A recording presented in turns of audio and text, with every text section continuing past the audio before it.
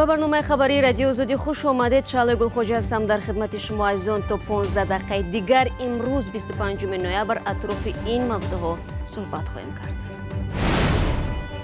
از 15 تا 23 سال زندان نماینده دادسitoni برای ملیساҳои متهم به شکنجه مهلت‌های طولانی زندان را طلب کرد. جسد دو مهاجر ففتیده را به زادگاهشان دهه‌ی قراتوغ ترسونزاده انتقال می‌دهند. این مهاجران دیروز در روسیه در صدمه نقلیاتی هلاک شدند. وقتی پایه‌ها وظیفه دست را اجرا می‌کنند و یا قصه زندگی سعادت که با وجود معلولی دستنگاری کسی نیست. کار کردم بهتر میگم من پول فقط با پول کار میکنم باید است. ظاهراً بررسی قضیه 4 کارمند سابق پلیس به انتهای خود نزدیک می شود. مرافع دادگاهی این ماموران که از جمله به شکنجه متهمند چند ماه به این طرف ادامه دارد. حمزه صالح یکی از جبردیده‌های اساسی قبلا ضمن صحبت ویدیویی با رادیو زودی گفته بود که برای به گردن گرفتن جنایت ماموران ریاست کارهای داخلی دوشنبه او را به نیروی برق گذاشتند. امروز ایبدار کننده دولتی برای متهمان چند سال زندان را طلب کرد. از مولا رجب یوسفی و شهلوی عبدالله میشنویم. دادسitoni یا ایبدار کننده دولتی از دادگاه طلب کرده است که 4 مأمور پیشین ریاست کارهای داخلی شهر دوشنبه از 15 تا 23 سال به زندان محکوم شوند. این 4 مأمور پیشین پلیس به شکنجه ایبدار می شوند. خود آنها در دادگاه این اتهام را رد کردند. روز 22 نوامبر نماینده دادسitoni کلی تاجیکستان به حیث ایبدار کننده دولتی از دادگاه شهر دوشنبه طلب کرد که 4 مأمور پیشین ریاست کارهای داخلی شهر دوشنبه فرهاد نورخانوف، عوض سبزیف، امید وهابوف و ایران دین اهل دین با از 15 تا 23 سال زندان محکوم شوند. از جمله دادگاه گفته است که فرهاد نورخانوف که با چند اتهام از جمله شکنجه متهم می شود با 23 سال و 3 همکاری پیشین او با 15 سال زندان محکوم شوند. این مرافعه نزدیک 3 ماه است که در دادگاه شهر دوشنبه ادامه دارد. 4 مأمور پیشین ریاست کارهای داخلی شهر دوشنبه نیم سال پیش در پی شکایت حمزه صالحوف یک ساکن شهر دوشنبه بازداشت شدند. حمزه صالحوف که به نگاه داشتن 200 گرم مواد مخدر متهم میشد در شکایت خود گفت که از سوی این 4 مأمور پلیس شهر دوشنبه شکنجه شده است، اتهامی که خود آنها در دادگاه رد کردند. بعد از رسانه‌ای شدن این قضیه 17 نفر دیگر نیز به مقامات شکایت کردند که از سوی این 4 مأمور پلیس شکنجه شدند.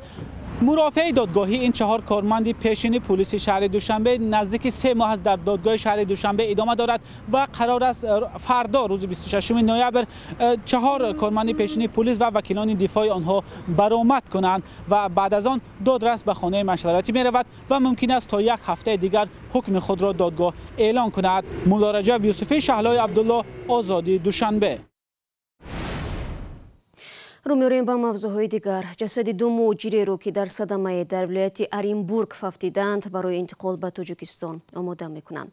جسدها شناسایی شده فعلا در سردخانه این ولایت نگهداری می‌شوند. احمد ابراهیم سخنگوی نمایندگی وزارت مهنت و مهاجرت در روسیه گفت فعلا با کمک پیوندان مهاجران ففتیده سند آنها را برای انتقال به وطن آماده دارند. صبح دیروز در سداماي مسافربری حامل مهاجران تاجیک و ازبک 2 شهروند تاجیکستان حسنیدین میرزا مرادی 27 ساله و فیروز احمدی 26 ساله هلاک شدند. شهباز اسمتفی 25 ساله در حالت وزنین در شعبه احیاگری بیمارستان است. مهاجران تاجیک از دوشنبه به رستاف سفر داشتند. هر سال تا 1000 تابوت مهاجران را به وطن می‌آورند. سبب مرگ آنها کشتار، بیماری و صدمه و تصادف در ساختمان گفته می‌شود. موسم جمع‌آوری حاصل پخته در تاجیکستان به انجام می‌رسد، اما بحث بی‌قدری دسترنج دهقان و خلافکاری میان‌روها اکنون داغ شد. رئیس مجلس نمایندگان امور جمع‌آوری پخته را زیر شبهه گذاشته از نرخ ناچیز خرید آن به تندی انتقاد کرد. بنابر ارقام آژانسی امور خرمن امساله کشاورزان تاجیک نزدیک به 400,000 تن پخته دارد. چنانچه بحث پخته را در پارلمان همکارم عبدالله اشرف بررسی کرد و حالا با ما در استودیو است. عبدالله سلام و نخست بگو که نگرانی شکرجان ظهوروف از چی بود؟ سلام شهلا. در حاشیه قبول قانون بودجه سال 2020 در مجلس نمایندگان شکرجان ظهوروف رئیس مجلس به موضوع کشاورزی دخل کرد و گفت تاجیکستان کشوری اگراری است. حدود 1 میلیون نفر در این ساحه بندی کارند، اما مقامات و اداره های دولتی به مشکل کشاورزان توجه ندارند. رئیس مجلس در آغاز درست بودن آمار 400,000 تن پخته جمع آوری شدن در جمهوری را زیر شبهه گذاشت و از مشاهده های خود گفت که مقامات محلی برای از بودش زیاد نشان دادن آمار تویهای پخته را از یک ناحیه به ناحیه دیگر میبرند. در ادامه شکرجان ظهوروف از نرخ نهایت پستی پخته شکایت کرد که دهقانان را برای کشت آن و بلند برداشتن حاصل هوسمند نمی کند. پخته میچینه در خود رایون زواد در نزدیکی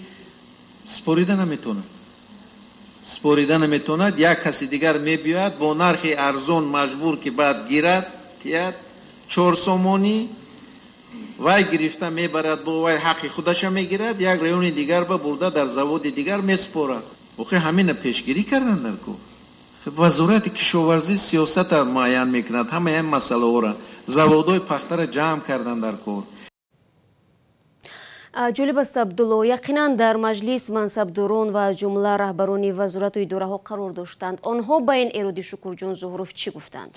بله شهلا، اکثر وزیران و رئیسان کمیته ها در پارلمان بودند بجز از نخست وزیر و معاونانش. وابسته به ایراد نخست ظهوروف گلنوره حسنزاده رئیس آژانسی آمار گفت سنجش های آنها ثابت کرد که آماری که ولایت های سوخت و ناحیه های تابع مرکز در نسبت جمع آوری پخته میدهند درست است و جای برای شک و شبهه وجود ندارد. او تنها اعتراف کرد که شبهه در آمار پخته در ولایت ختلان در نسبت 14,000 تن وجود دارد و آنها حالا درست و یا نادرستی آن را میسنجند. عزت الله ستاری وزیر کشاورزی تاجیکستان ایرادهای ظهوروف را بجا خواند و گفت واقعا میانه‌روها و مالکان کارخانه‌های پخته تازه‌کنی نرخ پخته را نهایت ارزان کردند که کشاورزان را هوسمند کار نمی‌کند. او گفت در حالی که به حساب وزارت کشاورزی نرخ 1 کیلوگرم پخته 6 سومانی و 70 درم است، کارخانه‌های پخته تازه‌کنی از دهقانان آن را با نرخ ناچیزی 3.5-4 سومانی می‌خرند. وزیر کشاورزی اعتراف کرد که 139 کارخانه پخته تازه‌کنی کشور به یگان اداره دولتی تابع نیست و خودشان شاه و تبشان وزیر است و با کدام نرخی که صلاح دانند برای پخته تعیین میکنند. اما شکرجان ظهوروف گفت وضعیت به این شکل من بعد نمیتواند ادامه کند و مقامات را ضرور است به کارخانه های پخته تازه‌کنی تاثیر رسانند. موافق آمار رسمی امسال تاجیکستان 397,000 تن پخته جمع آوری کرده است و نرخ پخته یکی از محصولات اساسی صادراتی تاجیکستان است. تشکر عبدالله. و طور خودت هم تاکید کردی، بازم جایز به یادآوری است که امسال شرکت هایی که به کار کرد و صادرات پخته تاجیکستان مشغولند 1 کیلو پنبه از 4 تا 5 سومانی نرخ گذاشتند. دهقانان میگویند این مبلغ خراجاتشان را نمیپوشاند و اگر وضعیت به همین شکل ادامه کند از پرورش پخته دست میکشند.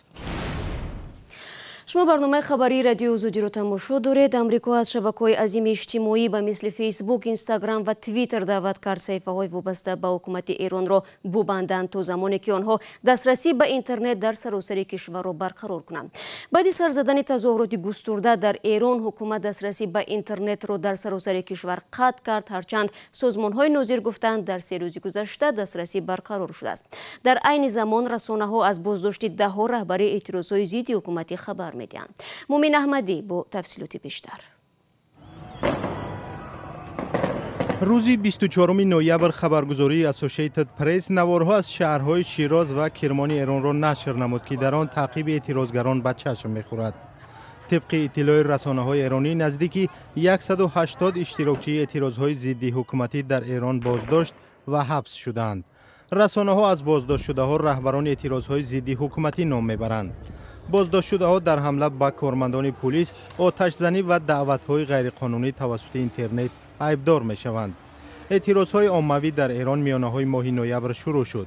در ابتدا مردم از بالاروی قیمت بنزین اعتراض داشتند، اما بعد اعتراض‌ها به نمایش ضد حکومتی تبدیل شدند. حکومت ایران دشمنان خارجی به شمول امریکا، عربستان سعودی، اسرائیل و عنصرهای جنایی را عامل‌های تظاهرات و ناآرامی‌ها در ایران نامید. بعد سر زدن تظاهرات گسترده در ایران، حکومت دسترسی به اینترنت را در سراسر کشور قطع کرد، هرچند سازمان‌های ناظر گفتند در 2 روز گذشته دسترسی برقرار شده است. مقامات میگویند در نتیجه تظاهرات 5 نفر به هلاکت رسیدند، ولی سازمان‌های حامی حقوق از جمله عفو بین الملل گفت تعداد قربانیان بیشتر از 100 نفر بوده است. برنامه رو ادامه میدهیم و برمیگردیم به تاجیکستان. زندگی قهرمانی گزارش بعدی ما یک نمونه است به ما و شما بینندگان عزیز، اونهایی که دست و پای سالم داریم اما گاه شکایت از ناتوانمندی میکنیم. به خبر از اون که در بر ما آنهای به سر میبرند که با کمترین امکانات جسمانی خود مرد و نوار به پیش میروند و هیچ دیواری را برای خود مانع نمیشمرند، حتی اگر از جنس لطیف هم باشند. محمود جان رحمتزاده تلاش کرد از روزگاری همین گونه زن پرده بردارد. گزارش را کایومرسیاتو تقدیم میکند. پایهای سعادت خواجه و ساکنی 40 ساله دههی پوشیان پایان ناحیه واسه کاری دستانش را اجرا می کند. سعادت معلول مادرزاد است. او مجبور است که با پای وظیفه دستان را اجرا کند. معلولی دستان نتوانست پیش راه سعادت را بگیرد تا در زندگی دست نگر شود. کور کردم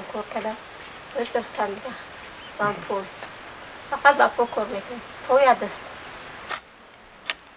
سعادت با یک دست و پای تمام کارهای امکان پذیر خانه را انجام می دهد. شستشوی لباس و ببر کردن لباس 3 کودکش را نیز بر عهده کسی نمی گذارد. پول میشکم. خونه خیلی میرم باید دست من. پولو میشکم. شوک میشم با پول. پاقت میشویم شکر. شکر. باید دستم خمیر میخیرم. من خود میکنم. پول قد خیلی کلیم که سلافر میپشم پونده و پس میکنم. چیزی که در کوره برای آفود. تاجدین محمدعلی و شوهر سعادت معیوب جنگ افغانستان است. قبلا با 3 زن خانه‌دار شده بود، اما هر 3 زن با علت معیوبی از محمدعلی جدا شدند. ولی او در انتخاب سعادت اشتباه نکرد و با 3 فرزند روزگار آسوده اما ساده دارند. خیلی دیدم که از دست محروم است. این خونه هم خولش می اومد می‌جدم. خیلی باید هم خونه مون می اومد. بعد شناسیدم خیلی بعد ما گفتم خیلی ما معیوبم یا معیوبای بچین ما خیلی همیشه یکدیگر را خوش کردیم مصلحت کردیم گرفت. این خود شکر خدا ما همی زنک 3 تا بچه دارم. الان شکرانه میکنم. تاجدین 200 سامانی و سعادت 130 سامانی نفقه معیوبی میگیرند. برای تأمین روزگار و تربیت فرزندان تاجدین دهقانی هم میکند. آبچکاری و همه کار دیگری خانواده به دوش سعادت است. بر اضافه با یک دست و پای گلدوزی و چیوری میکند تا فروشد و روزگار را پیش برد. میتنم میدوزم. اما شخص میکنم.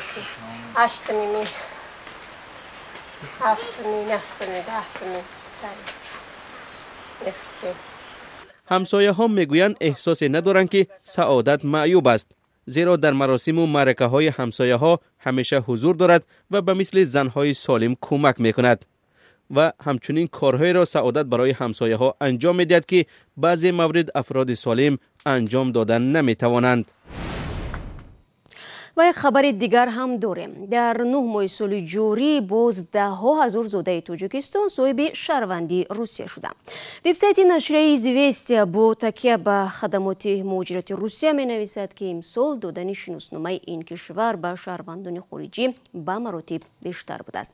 در قیاس به همین دوره سال گذشته تقدیم شناسنامه‌های روسیه 48% زیاد است. در عموم سال 2019 روسیه صاحب 285,000 شهروندی نو شده است. در این میان 30,000 شهروندان تاجیکستان می باشند. مقامات روسیه در نوبت خود این روند را به ساده گردیدن قاعده‌های دریافتی شهروندی مربوط می دانند. бинандагони азиз, барои поён бурдани барномаи имрӯз ҳамагӣ чанд сонияи дигар боқӣ мондааст. бо истифода аз ҳамин фурсат аз ҳамаи шумо даъват мекунем ки барои дарёфти хабарҳои тозаи Тоҷикистону ҷаҳон аз вебсайти радио озодӣ истифода намоед. озодӣ видео канали мо дар ютуб махзани гузоришҳои ҷолибу диданист. ҳамин гуна саҳифаҳои мо дар шабакаҳои иҷтимоӣ фаъол мебошанд. ман шуморо фардо дар навиди бомдодӣ мунтазирам. аз ёд набаред. то мулоқоти баъдӣ, худо нигаҳдор.